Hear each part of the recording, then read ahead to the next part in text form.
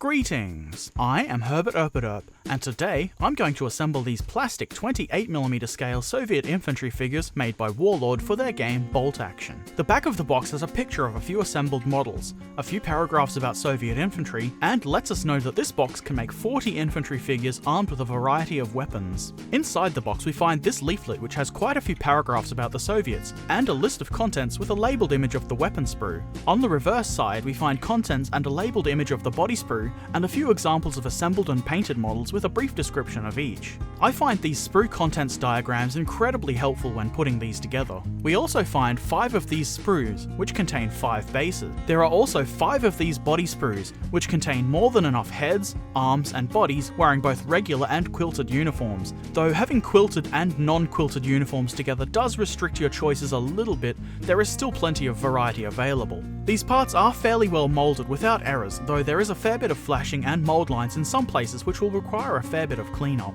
The British Commandos I built a while ago were neater in this regard, but these still look pretty good to me. Also on the body sprue are 2 bases. There are 10 bases on all the body sprues, plus another 25 on the sprues I showed before.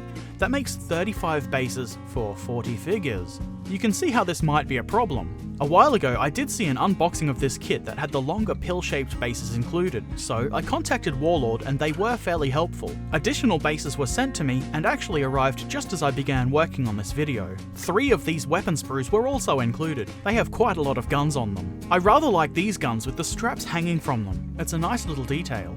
In this video I'm only going to do the basic assembly, mostly because not every figure will have the same pouches and accessories added to it, and it will take me a very long time to get all of them done. I will add the accessories last, at the same time I do green stuff. These models will certainly need green stuff. I will make another video covering that in the future. It will be done just prior to painting, so it won't be too soon. Let's get to building. I start by selecting a body, a weapon, and arms to suit said weapon and body, also a head. I then drill a hole into the figure's leg into which a brass rod will be placed later. I also drill a hole into the neck of the chosen head. I'm going to leave these off and paint them separately.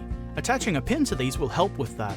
Next, I scrape the mould lines off all the selected parts. This is probably the most time-consuming part of putting these models together. Some parts are worse than others. Some of the hands have especially bad flashing, but overall, it's not too bad. Once this is done, we can start gluing the arms onto the body.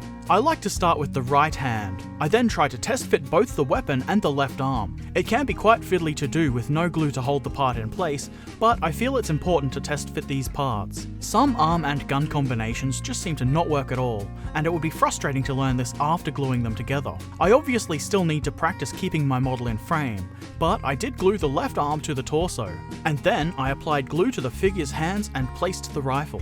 I found with this particular arm set it was pretty fiddly to get the rifle to sit in a realistic and sensible looking way. I guess that's the problem with having separate arms and weapons like this. I wasn't really happy with this rifleman, but in the overall scheme of things, he won't really be that noticeable anyway. This one is a lot better looking in my opinion.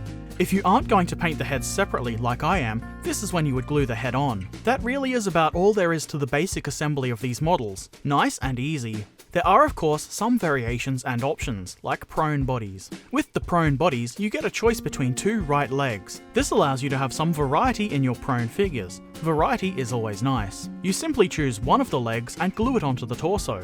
This is something I quite liked about this kit. It's a nice, simple way of having different prone bodies without having to have 2 entirely different prone bodies on the sprue. The only problem with this is you have to have 5 prone men. The prone body lacks detail on the front.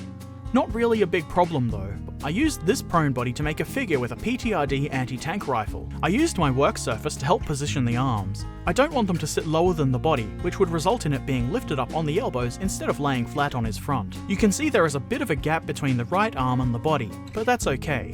The butt of the rifle should cover that up. After cleaning the mould lines off the rifle, I glue on the bipod. I might have used too much glue, but otherwise it looks good. I then apply glue to the shoulder and the figure's hands and then place the rifle. I make sure the butt of the rifle contacts the shoulder, so there are 2 points of contact to ensure the rifle is securely attached to the figure. I used my work surface again to ensure the rifle is positioned properly, sitting on the ground and not being held up in the air weirdly. Even without the head, I think this looks pretty decent. Fascist tanks, look out. Another thing I thought was pretty cool is the Molotov cocktail arms. They come as one part, so it's easy to clean them up and just glue into place. No fiddling about trying to get the bottle to fit a hand. For the left arm on this model, I chose to use a carrying arm into which I glued an SMG. I used one of the SMGs that has the strap hanging from it for this. I really like the straps, but it is nice that not all of the weapons have them, so you get a good variety of weapons with and without straps. I wish the British Commandos I built had some weapons with straps, that would have been cool. I quite like this figure. Who needs fancy anti-tank grenades when you can simply lob a burning bottle of petrol at the tank? Glorious.